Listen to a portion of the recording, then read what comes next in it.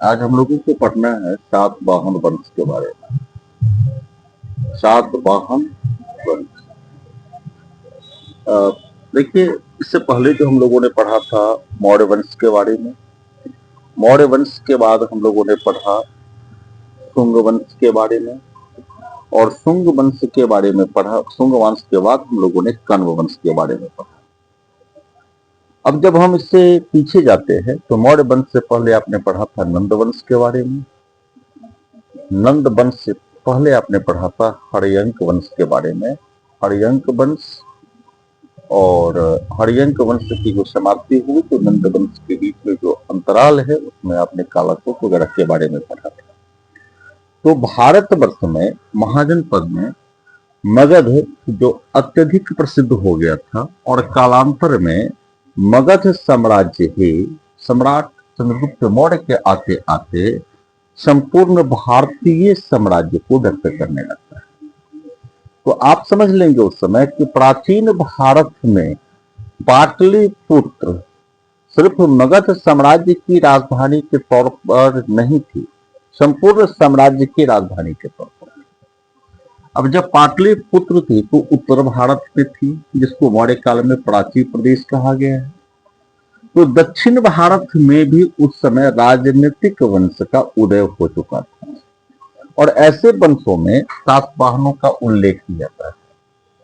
अब यहाँ पर दो तीन चीजों को आप लोगों को समझना पड़ेगा। जब इसके सही शब्दों को समझेंगे तो आप लोग उसको समझने में आसानी होगी। देखिए, ये सातवाहन वंश जो है ना, इसको आप लोग ऐसे पढ़े, सातवाहन वंश।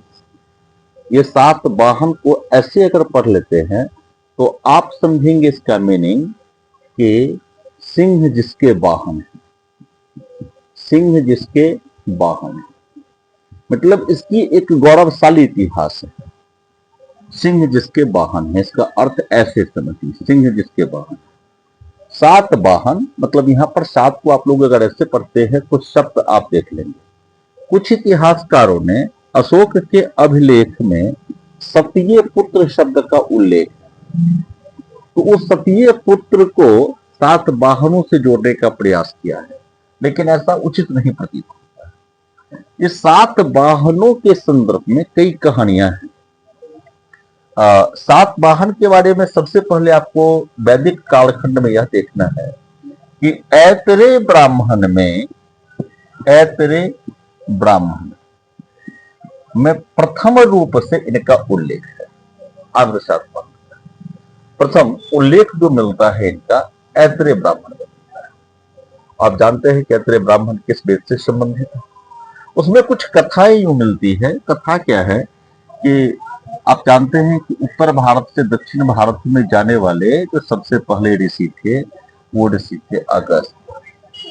तो अगस्त दक्षिण भारत में गए, और दक्षिण भारत में जाने के बाद उन्होंने अनाड़ लड़की से, अनाड़ औरत से शादी की। अब यहां पर देखना है कि अगस्त एक व्यक्ति के तौर पर नहीं, आप अगस्त और उनके वंशजों को शामिल कर सकते हैं।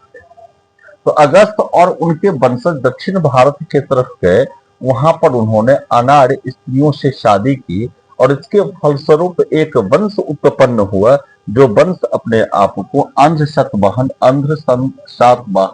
वंश के तौर पर प्रसिद्ध है। आंध्र सातवाहन वंश के तौर पर। और आंध्र सातवाहन वंश के शासकों ने अपने अभिलेखों में अपने आप को एक ब्रह्म कहा है, मतलब अपने आप को सर्वोच्च ब्राह्मण माना है। आंध्र सातवाहन वंश के शासकों ने एक ब्रह्म।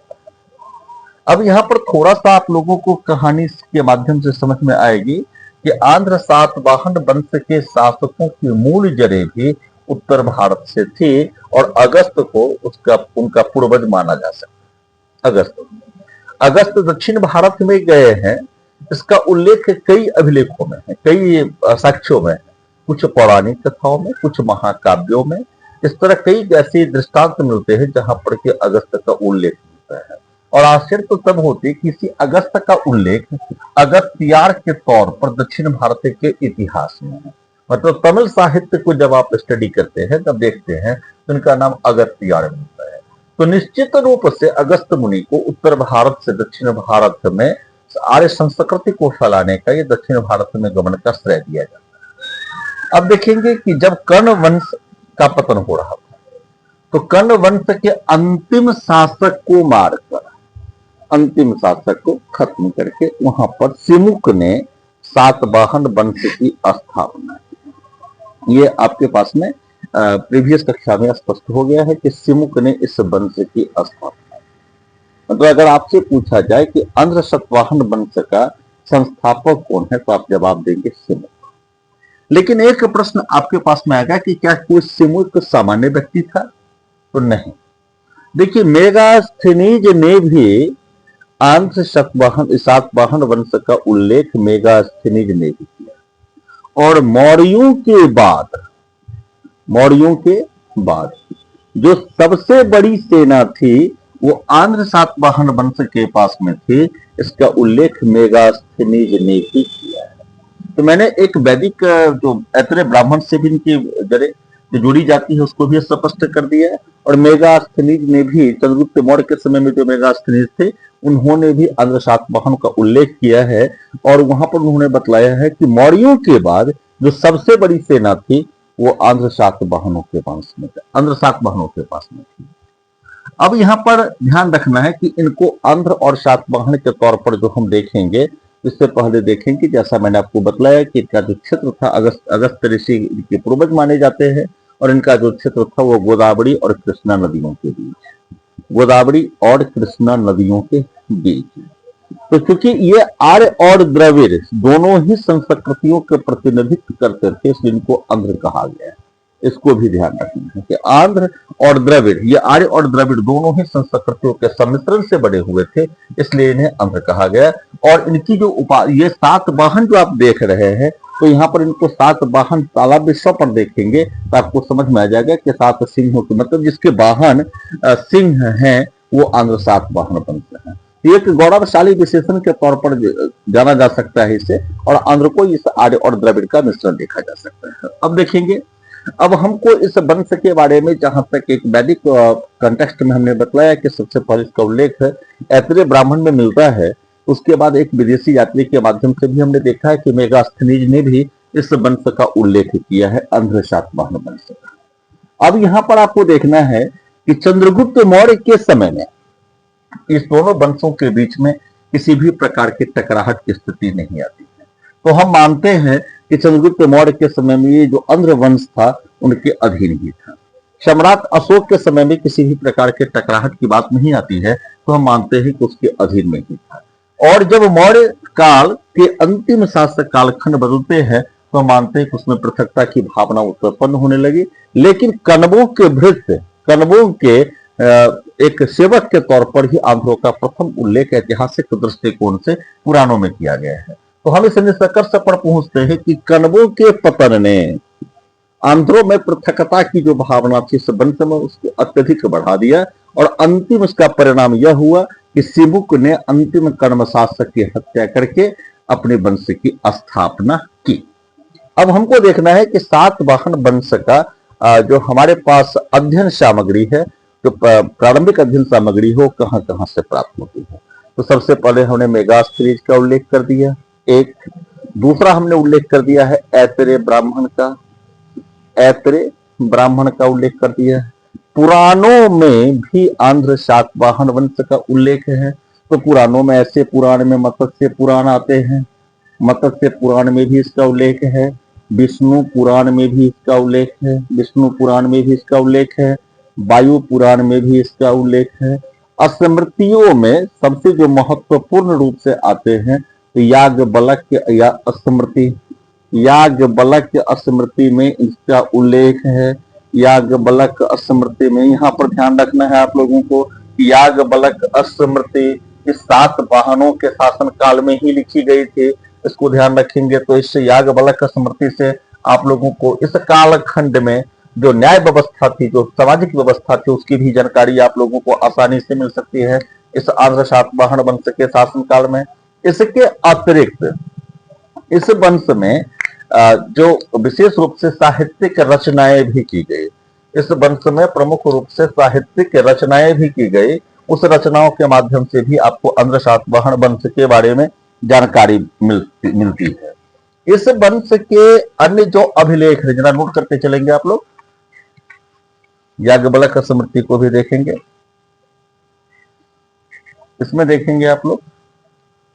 अब इसकी जो जानकारी आपको मिलती है वहां पर नोट करते चलेंगे, इसकी जानकारी हमको कहां कहां से मिलती है। और मेगास्थनीज के जब वर्णन को हम लोग आधार मानते हैं तो एक चीज और नोट कर लेंगे कि मेगास्थनीज वर्णन करता है कि इस आंध्र सातवाहन वंश के साम्राज्य में, आंध्र सातवाहन वंश के अधीन 30 प्रमुख नगर थे, 30 प्रमुख नगर थे, ये ध्यान रखना है। और श्रीकाकुलम एक जगह का नाम बतलाते हैं कि श्रीकाकुलम इनकी राजधानी थी, इस तथ्य को ध्यान रखना है। अगर परीक्षा में कभी प्रश्न पूछा जाए कि मेगास्थनीज ने आंध्र सातवाहन वंश की राजधानी की कहां बात की है तो आप लिखेंगे श्रीकाकुलम, नोट कर लेंगे आप लोग, श्रीकाकुलम। मेगास्थनीज के अनुसार अभी हम उनके मूल राजधानी पर नहीं पहुंच रहे हैं। अब हम देखेंगे कि हमारे पास अन्य क्या अभिलेख है, जो हम अन्य क्या स्रोत है जो हम इनकी चर्चा करेंगे सातवाहन वंश की। देखिए, सातवाहन वंश के समय में हमारे पास पुराणों के अतिरिक्त जैन ग्रंथ और वैदिक जैन ग्रंथ आवश्यक सूत्र, जैन ग्रंथ आवश्यक सूत्र, ध्यान रखिए, आवश्यक सूत्र में भी इस वंश का उल्लेख मिलता है। और जब बौद्ध ग्रंथों की हम बात करेंगे तो बौद्ध ग्रंथों में इस वंश का उल्लेख मिलिंद पन्हों में भी है, मिलिंद पन्हों में भी इस वंश का उल्लेख है, ध्यान रखना है। मिलिंद पन्हों जो राजा मीनांडर के समय के थे, इसको देखेंगे, मिलिंद पन्हों में भी इसका उल्लेख है। उसके बाद अब इस वैदिक धर्म एवं बौद्ध धर्म के पुस्तकों के अतिरिक्त स्वतंत्र रूप से जो पुस्तक लिखी गई, जिन पुस्तक को आप धर्मनिरपेक्ष पुस्तक कह सकते हैं, तो उस पुस्तकों में भी इस वंश का उल्लेख है। ऐसे वंशों में, ऐसे पुस्तकों में सबसे पहला नाम आप लोग नोट करेंगे बाण का हर्षचरित। सबसे पहला आप लोग नोट करेंगे बाण का हर्षचरित, पहली हर्षचरित। यहां पर कल भी या प्रीवियस कक्षा में भी हमने कई बार फोकस किया है कि बाणभट्ट की 2 पुस्तकें हैं, उसमें 2 पुस्तकों में हर्षचरित और कादंबरी है। ऐतिहासिक दृष्टिकोण से अगर आपसे कभी पूछा जाए कि इसमें किस चीज का उल्लेख है तो कादंबरी का जवाब नहीं देंगे आप लोग, बाणभट्ट का देंगे, क्योंकि कादंबरी मूलतः उपन्यास की तरह, पर ऐतिहासिक संदर्भ में उसका उल्लेख नहीं करेंगे। लेकिन ऐतिहासिक संदर्भ की अगर पुस्तकें, ऐतिहासिक संदर्भ से कोई पुस्तक पूछी जाए तो आप हर्षचरित का उल्लेख करेंगे, हर्षचरित का, इसमें कादंबरी का उल्लेख नहीं करना है। प्रश्न में आप लोगों को उलझन में डालने के लिए जो बाणभट्ट की रचना हर्षचरित और बाणभट्ट की रचना कादंबरी दोनों दिया जा सकता है, लेकिन आप लोग उलझन में नहीं जाएंगे, हर्षचरित का ही उल्लेख करेंगे। उसके बाद एक और महत्वपूर्ण पुस्तक है कथा, एक और कथा सप्तशती, कथा सप्तशती। इस पुस्तक में भी इस वंश की रचना की गई है, कथा सप्तशती, ध्यान रखना है, कथा सप्तशती। और इस कथा सप्तशती को आप लोग ऐसे समझ ले कि गाथा सप्तशती। अब ये गाथा सप्तशती जो लिखा गया है, इसको ऐसे समझ लेंगे, ये एक शासक हैं, ये प्राकृत भाषा की पुस्तक है, प्राकृत भाषा की पुस्तक है। और इस पुस्तक के जो रचनाकार हैं वो हाल हैं, और हाल खुद आंध्र सातवाहन वंश के शासक, आंध्र सातवाहन वंश के शासक हैं। ठीक है, इसको आप लोगों को नोट करना है। अगली जो पुस्तक आएगी एक बृहत कथा, बृहत कथा, ये गुणाढ़ की रचना है, गुणाढ़, इसको ध्यान रखना है, गुणाढ़ की रचना है बृहत कथा। और उसके बाद कथा सरित सागर, एक और पुस्तक है कथा सरित सागर, सरित सागर, ये सोमदेव की पुस्तक है, इसको भी नोट करेंगे। तो आपके पास अगर पूछा जाए कि धर्मनिरपेक्ष पुस्तकों में, तो गाथा सप्तशती आपके पास में है, हाल की रचना। स्मृति में अगर पूछा जाए तो आप जवाब देंगे याज्ञवल्क्य स्मृति, क्योंकि याज्ञवल्क्य स्मृति उस कालखंड में है। पुराणों में अगर पूछा जाए तो मत्स्य पुराण जवाब देंगे, विष्णु पुराण जवाब देंगे, वायु पुराण जवाब देंगे प्रमुख रूप से। अन्य पुराणों में भी इसका उल्लेख है। अगर इस तरह के बौद्ध ग्रंथों में अगर जवाब देंगे तो मिलिंद पन्हों, जो कि मिलिंद प्रभु के बारे में कल भी हमने बताया था, राजा मीनांडर और एक बौद्ध भिक्षु नागसेन, उसके बीच में जो वार्तालाप है, शास्त्रार्थ है, उसका वर्णन भी उसमें किया गया है। राजा मीनांडर के बारे में प्लूटार्क लिखते हैं कि उनकी मृत्यु हुई थी गंगा घाटी में। देखिए, आप लोग जो वीडियो को देखते हैं तो क्रमशः वीडियो को देखा कीजिए, क्रमशः कर वीडियो को देखते हैं, मतलब एक के बाद एक करके वीडियो को देखते हैं तो आपको इतिहास आसानी से समझ में आ जाएगी। लेकिन अगर आप ऐसे ही किसी वीडियो को देख लिए तो उसमें आपको थोड़ी सी दिक्कतें होगी, तो आप लोग क्रम से वीडियो को देखेंगे तो आपको आसानी से समझ में आ जाएगी। अब उसके बाद अभी तक आपने देखा कि हमको सातवाहन वंश के बारे में जानकारी कहां कहां से मिलती है, कैसे कैसे हमारे पास स्रोत है। ये साहित्यिक स्रोत है।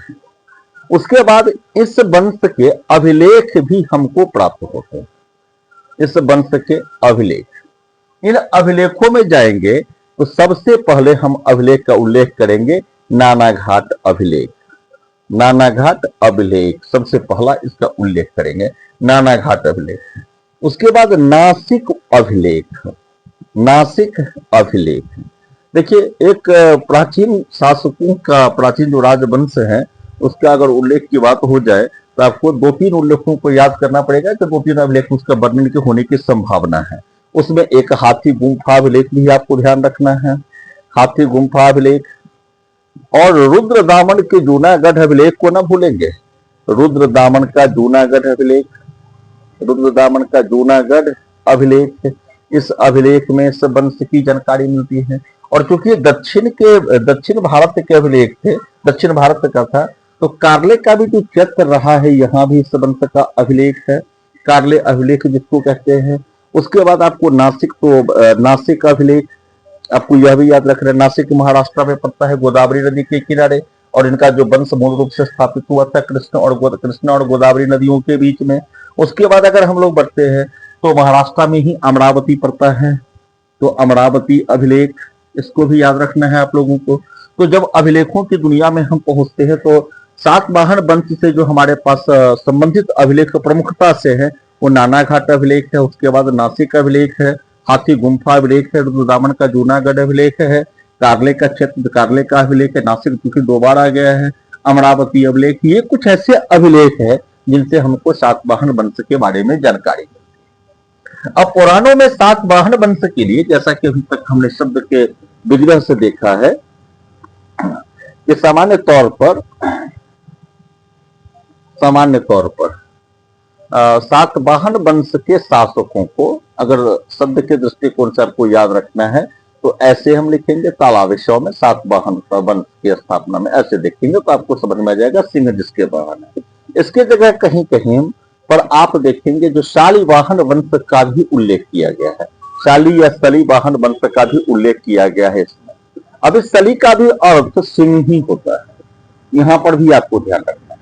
तो सिंह जिसके वाहन हो वो सातवाहन वंश था। इस महान वंश के बारे में आज हम लोगों को स्टडी के तौर पर, अध्ययन के तौर पर, परीक्षा के दृष्टिकोण से अध्ययन करना है। तो अभी तक आप लोगों ने देखा है कि इस वंश की स्थापना सिमुक ने की। अब सिमुक के रचना काल में एक हम संदर्भतः मान सकते हैं कि 72 वर्ष ईसा 72 ईस्वी के अप्रॉक्स में सिमुक ने अपने वंश की स्थापना की थी। और सिमुक के भाई कृष्ण अथवा कान्ह राजा बने थे। कृष्ण अथवा कान्ह राजा बने थे। यहाँ पर ध्यान रखना है कि सिमुक के बाद जो राजा बने थे कृष्ण और कान्ह राजा बने थे, ये आप लोगों को ध्यान रखना है। अब यहाँ पर आपको 2-3 चीजों को समझना पड़ेगा कि जब सिमुक राजधानी में आए थे तो समय मगध साम्राज्य, सिमुक जब राजा बने थे तो मगध साम्राज्य छिन्न भिन्न होने की स्थिति में था। मगध महान मौर्यों के द्वारा जो साम्राज्य स्थापित था, जिस साम्राज्य को पुष्यमित्र शुंग और उनके वंशजों ने बहुत हद तक संरक्षित किया था, कर्ण वंश के समय में अस्त व्यस्त हो रहा था। भारत की जो समय राजनीतिक अवस्था थी उसमें विखंडन की प्रवृत्ति ज्यादा होगी, क्षेत्रवाद की प्रवृत्ति ज्यादा होगी। तो अनेक जो छोटे छोटे राज्य थे जो कि महान मौर्यों के अंदर में थे, महान मौर्यों के अधीन थे, मौर्य साम्राज्य के अधीन थे, वह विच्छेदित हो रहे थे। तो सिमुक के सामने में चुनौतियां निश्चित रूप से मगध साम्राज्य को बचाने की होगी। तो एक राजनीतिक केंद्र जो पहले उत्तर भारत हुआ करता था, सातवाहन वंश के अधीन क्रमशः दक्षिण भारत की ओर चला। दक्षिण भारत की ओर चला गया। यद्यपि दक्षिण भारत में इस वंश की स्थापना इस वंश की स्थापना का उल्लेख पहले से है, लेकिन इसके पूर्वज भी अगस्त ऋषि ही माने जाते हैं, लेकिन आप इसको क्षेत्रीय सत्ता विस्थापन भी समझ सकते हैं। और जब दक्षिण भारत में इसकी मूल रूप से सत्ता स्थापित हो रही थी, मगध पर ये सिमुक आ चुके थे, तो उसके बाद पुनः आपको देखना पड़ेगा कि पूर्व से पश्चिम की ओर सातवाहन वंश चला, पूर्व से पश्चिम की ओर।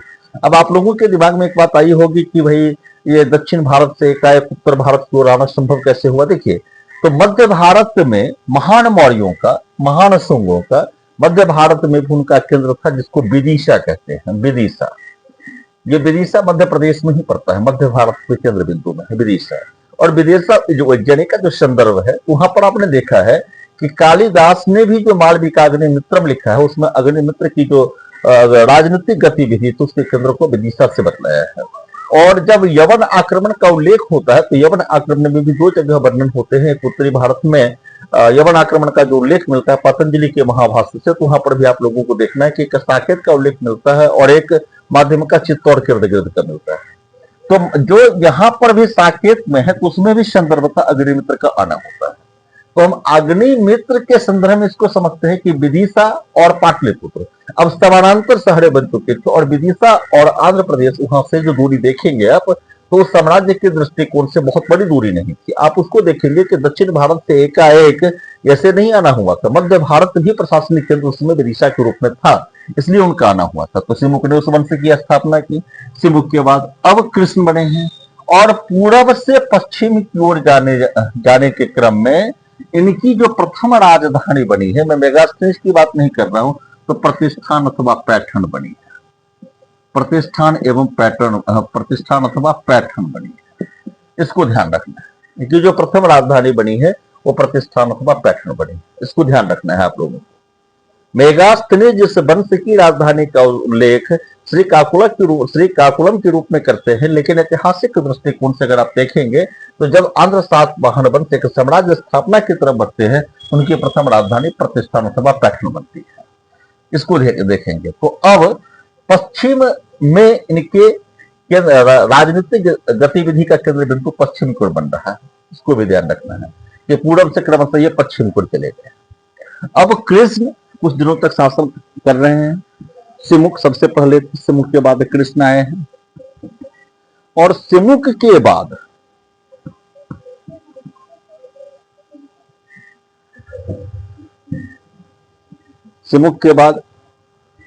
कृष्ण आए हैं। और सबसे पहले क्रम के रूप में देखेंगे सिमुक जो इस वंश का संस्थापक है, उसके बाद कृष्ण अथवा कन्ह, कहीं कहीं इनका उल्लेख कान्ह से भी हुआ है, कहीं कहीं इनका उल्लेख कान्हा के तौर पर भी देख सकते हैं। कृष्ण का एक नाम कान्हा वैसे भी है, इसको देखेंगे। और इसके बाद सिमुक के पुत्र श्री सातकर्णी आए, श्री सातकर्णी आए। यहाँ पर श्री सातकर्णी इस वंश के एक प्रमुख शासक थे पहले, श्री सातकर्णी, इसको ध्यान रखना। इस वंश के जो सबसे पहले प्रसिद्ध शासक है वो श्री सातकर्णी, और श्री सातकर्णी की एक राजनीतिक चाल थी। इन्होंने महाराष्ट्र में सामान्य क्षत्रप हुंगुण की पुत्री नागनिका से शादी की। नागनिका, ध्यान रखना। तो सातकर्णी और नागनिका से शादी करने के बाद, विवाह करने के बाद श्री सातकर्णी की दो चीजों में वृद्धि हुई। सबसे पहले तो राजनीतिक प्रभाव क्षेत्र में वृद्धि हुई, राजनीतिक प्रभाव क्षेत्र में इसमें वृद्धि हो गई। और सेकंड चीज कि महाराष्ट्र में जो वहां पर क्षत्रप रहा होगा, उस क्षत्रपों से संबंध मधुर होने के बाद साम्राज्य विस्तार की जिनकी गति थी वो तीव्र हो गई। तो विवाह राजनय का एक सुंदर उदाहरण जो हमें बिंबिसार के समय में मिलता है। विवाह राजनय का उदाहरण अगर आप हरिजन वंश में देखेंगे तो बिंबिसार ने विवाह राजनय का, विवाह नीति का उल्लेख किया था। चंद्रगुप्त मौर्य के समय में भी सेल्यूकस निकेटर एवं चंद्रगुप्त मौर्य के बीच में जो शादी, उसमें चंद्रगुप्त मौर्य की जो शादी या सेल्यूकस निकेटर की जो बेटी अथवा बहन थी हेलेना ऑफ कार्नेलिया के साथ हुई है, जहां पर कि 5 प्रांत भी, इसको 4 प्रांत भी चंद्रगुप्त मौर्य को मिले हैं। तो विवाह राजनीति थी। विवाह राजनीति एक बार पुनः आती है और स्त्री साथ करने के साथ ही नागनिका से होती है। यह नागनिका प्रारंभिक वर्षों में सिर्फ इस आंध्र सातवाहन वंश के प्रमुख राजमाता के तौर पर याद की जाती है। प्रमुख माता के तौर पर यहां पर ध्यान रखना है कि अगर सिमुक के द्वारा स्थापित वंश में आंध्र सातवाहन वंश के प्रथम महिला की अगर बात होगी तो आप नागनिका की बात करेंगे। इससे पहले जो महिलाएं थी वो राजनीतिक दृष्टिकोण से प्रमुख नहीं थी, नागनिका प्रमुख थी। और यहां पर ध्यान रखना है कि सातवाहन वंश के जो आने वाले शासक होंगे उसके बारे में भी आपको लगेगा जो मात्र प्रधान संस्थक, ये जैसे गौतमी पुत्र इस तरह का नाम आपको मिलेगा। तो आप यहां पर ध्यान रखिए कि उसमें नागनिका ही सबसे पहली ऐसी महिला थी जो राजनीतिक रूप से भी सक्रिय हुई है। अब राजनीतिक रूप से सक्रिय हुई है, यह आपने टर्म बोल दिया, तो आपको समझना पड़ेगा भाई राजनीतिक रूप से सक्रिय कैसे हो गई। तो यहां पर आपको देखना है कि श्री सातकर्णी की मृत्यु अल्पकाल खंड में ही हुई, अल्पकाल खंड में। अब श्री सातकर्णी की मृत्यु के बाद इनके दो पुत्र बचे, इनको भी ध्यान रखना है। इनके दो पुत्र बचे, दो पुत्रों के जो नाम थे इसको भी ध्यान रखना है। दो पुत्रों के नाम थे वेदश्री और शक्तिश्री। ध्यान रखेंगे, वेदश्री और शक्तिश्री, वेदश्री एवं शक्तिश्री, ध्यान रखेंगे। वेदश्री बोले हैं और शक्तिश्री। तो श्री सातकर्णी के मृत्यु के बाद वेदश्री एवं शक्तिश्री अल्पवयस्क थे और इस राज्य प्रबंध का पूरा भार नागनिका ही संभाली। और जब श्री सातकर्णी का राजनीतिक रूप से उदय हुआ था सिमुक वंश में, उसी समय एक प्रबल प्रतिद्वंदी कलिंग नरेश खारवेल था। कलिंग नरेश खारवेल था। श्री सातकर्णी के अभिलेख में भी इस चीज की चर्चा है कि कलिंग नरेश खारवेल इनका प्रमुख या प्रबल प्रतिद्वंदी। अब दोनों के बीच में लड़ाइयां हुई, इसके बाद दोनों के बीच में जो लड़ाइयां हुई इसके बारे में निर्णायक रूप से कुछ कहा नहीं जा सकता। देखिए, कलिंग नरेश खारवेल का उदय भारतवर्ष में कुछ ऐसे शासक रहे हैं जिनका उदय धूमकेतु की तरह होता है, और इसमें कलिंग नरेश खारवेल का उदय भी भारतवर्ष की राजनीति में धूमकेतु की तरह ही होता है।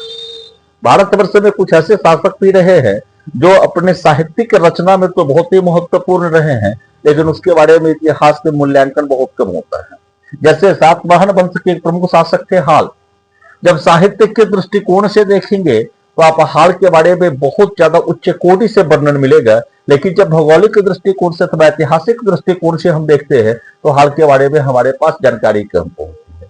इसी तरह भारतवर्ष में एक महान शासक रहे हैं चंद्रगुप्त विक्रमादित्य। आपके कई कहानियों में उस चंद्रगुप्त विक्रमादित्य की बात यहाँ पर जो कर रहा हूं तो उसको जरा ध्यान से आप लोग सुनेंगे। तो हम जिस चंद्रगुप्त विक्रमादित्य की बात कर रहे हो गुप्त काल के विक्रमादित्य नहीं है। एक विक्रमादित्य की कहानी आप लोगों को याद होगी जो विक्रम बेताल के तौर पर भी आप लोगों ने पढ़ा होगा। कई कहानियों का आधार रहा है। भारतवर्ष से विक्रम संवत ही मनाया जाता है, लेकिन जब ऐतिहासिक दृष्टिकोण से उनके बारे में अध्ययन किया जाता है तो हमारे पास बहुत कम ऐतिहासिक सामग्री भी उपलब्ध हो पाती है। तो मैं गुप्त काल के चंद्रगुप्त विक्रमादित्य की बात नहीं कर रहा हूं, मैं उज्जैन वाले विक्रमादित्य की बात कर रहा हूं।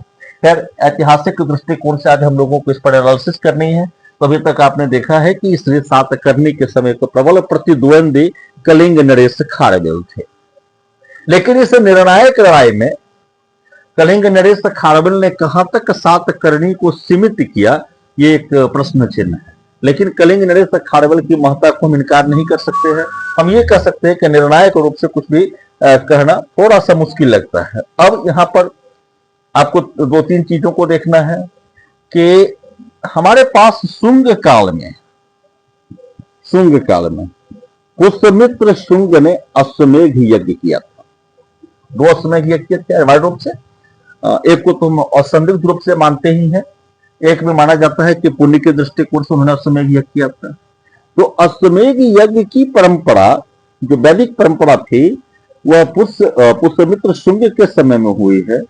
और उसके बाद कर्ण वंश से लेकर के सातवाहन वंश के बीच में जो एक अंतराल है, उस अंतराल में हमारे पास अश्वमेध यज्ञ की घटना का उल्लेख ज्यादा नहीं मिलता है। लेकिन श्री सातकर्णी ने 2 अश्वमेध यज्ञ किए थे, 2 अश्वमेध यज्ञ किए थे, इसको ध्यान रखना है।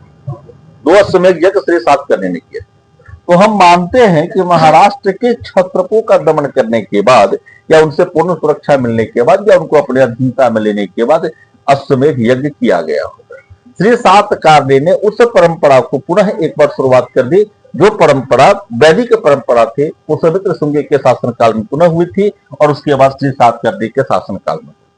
तो आप यहां से निष्कर्ष निकाल सकते हैं कि श्री सातकर्णी या आंध्र सातवाहन वंश के जो प्रमुख शासक रहे, सभी शासक ब्राह्मण धर्म के समर्थक थे। आप यहां से निष्कर्ष निकाल सकते हैं। वो किस धर्म के समर्थक थे? तो ब्राह्मण धर्म के समर्थक थे। अब यहां पर एक चीज और आप लोगों को इंपॉर्टेंट रूप से देखना है कि जब श्री सातकर्णी के 2 पुत्र, श्री सातकर्णी की मृत्यु के बाद उनके 2 पुत्र बचे, वेदश्री एवं शक्तिश्री, वेदश्री एवं शक्तिश्री। तो उसके बाद भारतवर्ष पर यवनों के एक शाखा में से शकों का आक्रमण हुआ, शक का आक्रमण हुआ। और इस शक के आक्रमण, मतलब मैं आपको बता रहा हूं, शकों का आक्रमण हुआ, शकों का आक्रमण हुआ भारतवर्ष पर, शकों का। और निश्चित रूप से ये महाराष्ट्र के प्रभावित क्षेत्र में है। अब आप लोगों को इसी कालखंड में समझना है कि शकों का आक्रमण महाराष्ट्र में हुआ तो मगध में क्यों नहीं हुआ, या मगध में हुआ तो क्या ये दोनों साथ साथ ही होते रहे, इसको देखना है आप लोगों को। उत्तरी भारत में भी हुआ या महाराष्ट्र में ही केवल हुआ? तो जब उत्तर भारत का फिर देखेंगे तो उसको देखेंगे आंध्र सातवाहन वंश से पहले। अब यहां पर शकों का जब आक्रमण हुआ तो अल्पवयस्क पुत्रों के साथ नागनिका, अल्पवयस्क पुत्रों के साथ नागनिका अपने बृहत साम्राज्य को संभालने में, बृहत साम्राज्य को नहीं संभाल पाई। साम्राज्य की सीमा, साम्राज्य का जो भूगोल था वो थोड़ा सा शिथिल हो गया, कमजोर हो गया। मतलब आप समझ सकते हैं कि साम्राज्य सिकुड़ गया। अब यहां पर देखेंगे कि उसके बाद सातवाहन वंश का इतिहास कुछ कालखंड के लिए अंधकार में जाता है, कुछ कालखंड के लिए अंधकार में। अब उसके बाद ऐतिहासिक दृष्टिकोण से मैं बात कर रहा हूं, मैं मतलब ऐतिहासिक दृष्टिकोण से कुछ कालखंड में आप इसको मान लें अंधकार में जाता है। और जब प्रथम शताब्दी के अंत में या दूसरी शताब्दी की शुरुआत में एक सातवाहन वंश के शासक के तौर पर हाल का उल्लेख मिलता है। हाल का ध्यान रखेंगे आप लोग, मैं क्या बोल रहा हूं, हाल का उल्लेख मिलता है। ये जो हाल है, हाल का उल्लेख मिलता है, इसको ध्यान रखेंगे। ये हमारे साहित्य में बहुत बड़े आधार हमारे हाल रहे हैं, साहित्य के लिए बहुत बड़े आधार है। साहित्य में जब उस समय के साहित्य को आप देखते हैं तो उनके नाम को अत्यधिक आदर के साथ लिया जाता है। जिन्हें खुद कई विषयों का ज्ञाता माना जाता है। साहित्य के रसों का भी इनकी पूर्ण जानकारी थी, ऐसा माना जाता है। और हाल के समय में एक आश्चर्यजनक घटना क्या होती है कि संस्कृत व्याकरण पर जो कुछ पुस्तकें लिखी गई थी, सबसे पहले तो चूंकि पाणिनि के अष्टाध्यायी थे, उसके बाद पतंजलि का महाभाष्य भी उस पर लिखा गया है। तो संस्कृत व्याकरण की एक पुस्तक कातंत्र के रूप में लिखी गई है। संस्कृत व्याकरण की एक पुस्तक, आप लोगों को याद रखना है कि संस्कृत व्याकरण की जो प्रथम पुस्तक थी इस सातवाहन वंश के, उस पुस्तक का नाम था कातंत्र। ये याद रखना है आप लोगों को कि सातवाहन वंश की जो एक पुस्तक थी उसका नाम क्या था? सातवाहन वंश में संस्कृत व्याकरण की जो पहली पुस्तक लिखी गई उसका नाम था कातंत्र। ये ध्यान रखना है, संस्कृत व्याकरण की प्रथम पुस्तक कातंत्र के रूप में थी। इसमें सातवाहन वंश में व्याकरण की प्रथम पुस्तक बोलूंगा तो आप नहीं बोलेंगे कातंत्र का नाम, तो यहां पर कातंत्र एक पुस्तक लिखी गई। तो यहां पर हाल का उल्लेख साहित्य के दृष्टिकोण से मिलता है।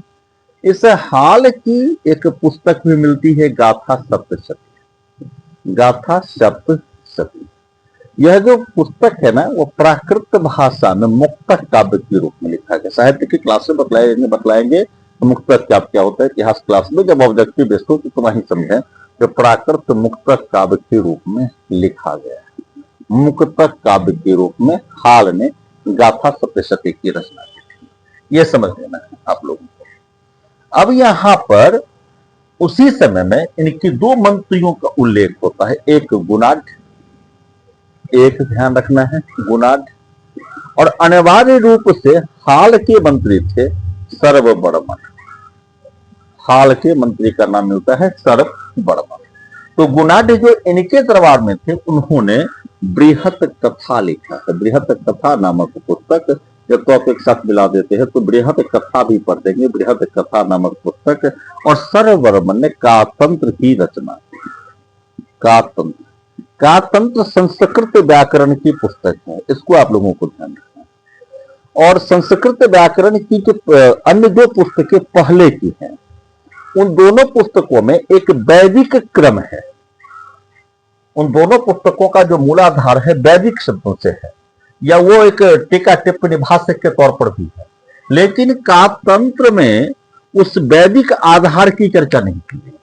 ये इसकी थोड़ी सी यूनिक ईएसपी की बात करें तो इसमें वैदिक आधार की चर्चा नहीं की गई। व्याकरण के जो मूलभूत नियम है, जो मौलिक नियम होते हैं, अभी अगर किसी व्याकरण को आप लोग उल्टा के देख लें, जो मार्केट में व्याकरण मिलती है, बहुत सारे व्याकरण जो विषय वस्तु के तौर पर बच्चे पढ़ते हैं, उसमें किसी में भी आपको वैदिक आधार का उल्लेख नहीं मिलेगा। सामान्य तौर से 8वीं 9वीं 10वीं, और आप लोग भी यूपीएससी बीपीएससी की तैयारी करते हैं तो उसमें भी आपको देखेंगे कि जो जिस स्टेट के हिंदी भाषी स्टेट के जो बच्चे होंगे, उसमें हिंदी की परीक्षा देनी पड़ती है, तो उसमें जो व्याकरण की पाठ्य पुस्तक आती है उसमें कोई वैदिक आधार नहीं। तो कातंत्र इस तरह की व्याकरण की पुस्तक थी। और जो इससे पहले की वैदिक आधार वाली पुस्तकें थी वो महाभाष्य थी। उससे पहले जो पुस्तकें लिखी गई थी पाणिनि की अष्टाध्यायी थी। तो उसमें हमको उस समय की भौगोलिक तंत्र का, उस समय की जो भौगोलिक दृष्टिकोण से क्षेत्रीय राज्य भी होंगे उसका भी उल्लेख मिलता है। लेकिन जब कातंत्र की बात करते हैं तो हमको सिर्फ व्याकरण के नियमों का उल्लेख मिलता है। तो ये सर्ववर्मन के मंत्री थे जिन्होंने कातंत्र की रचना की, इसको भी ध्यान रखना है। अब जब हाल के बाद इस वंश में एक प्रमुख शासक के तौर पर गौतमी पुत्र श्री सातकर्णी का उल्लेख आता है। गौतमी पुत्र श्री सातकर्णी, यहां पर आप लोगों को ध्यान रखना है कि पहले इस वंश के संस्थापक, सबसे पहले की अगर बात करेंगे तो सिमुक थे। अनिवार्य रूप से आप लोगों ने समझ लिया। सिमुक के बाद इस वंश के जो संस्थापक, इस वंश के जो शासक आए वो कृष्ण अथवा कान्ह थे। कृष्ण अथवा कान्ह के बाद इस वंश के जो आए तो सिमुक का पुत्र श्री सातकर्णी था। श्री सातकर्णी के जो दो, और श्री सातकर्णी की पत्नी का नाम आप लोगों को याद हो गया होगा, नागनिका। नागनिका इनकी पत्नी का नाम है। इनके दो पुत्र थे। दो पुत्र का नाम क्या था? तो वेदश्री और शक्तिश्री। इनके बच्चों का नाम था शक्तिश्री। ये दोनों क्या थे? अवयस्क थे। जब इस समय शकों का आक्रमण हुआ तो फिर इनकी भूगोल अथवा इनके साम्राज्य में थोड़ी सी सिकुड़न की प्रकृति बढ़ी, मतलब साम्राज्य छोटा हो गया। साम्राज्य छोटा हो गया उसके बाद एक पहली शताब्दी के अंत में दूसरी शताब्दी की शुरुआत में एक हाल नाम के शासक का वर्णन मिलता है, जिसके साहित्य कृति बहुत अधिक है, लेकिन ऐतिहासिक दृष्टिकोण से हमें ज्यादा उसके बारे में वर्णन मिलता नहीं है। उसके बाद हमारे पास एक महान शासक के तौर पर गौतमी पुत्र श्री सातकर्णी उल्लिखित है। गौतमी पुत्र श्री सातकर्णी। अब इसको ध्यान रखना है, ये सातवाहन वंश के ऐसे पहले शासक थे जिनके घोड़े को 3 समुद्रों को पानी पीने वाला बतलाया गया है। मतलब तीनों समुद्रों के मध्य जो क्षेत्र है उस क्षेत्र पर इनके आधिपत्य को बतलाया गया है गौतमी पुत्र से सातकर्णी को। ये तीन समुद्र तो आपको आज भी पता होगा। एक बंगाल की खाड़ी है, बंगाल की खाड़ी। दूसरा क्षेत्र आपके पास में आज भी आपको आपके स्मृति में आई होगी अरब सागर, और तीसरा आपके पास में हिंद महासागर। तो इस 3 हिंद महासागर का जब मैं नाम लेता हूं तो ऐसा प्रथम महासागर है जिसके साथ भाई किसी देश का नाम लगा हुआ है, गौरव की बात है।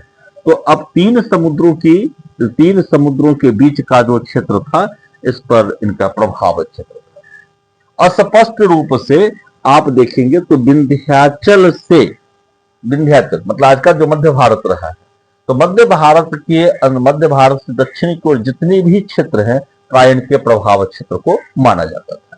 इसका अर्थ यह नहीं है कि उत्तर भारत में इनका प्रभाव क्षेत्र है। प्रमुख रूप से इनके चूंकि उपाधियां जो उस समय की आई है, तो हम मानते हैं कि उस उपाधि के आधार पर कि वो प्रमुख रूप से उस क्षेत्र का था।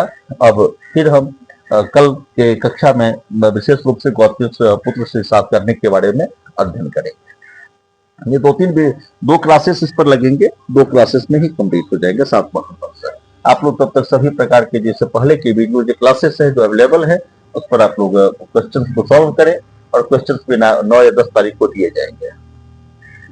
धन्यवाद।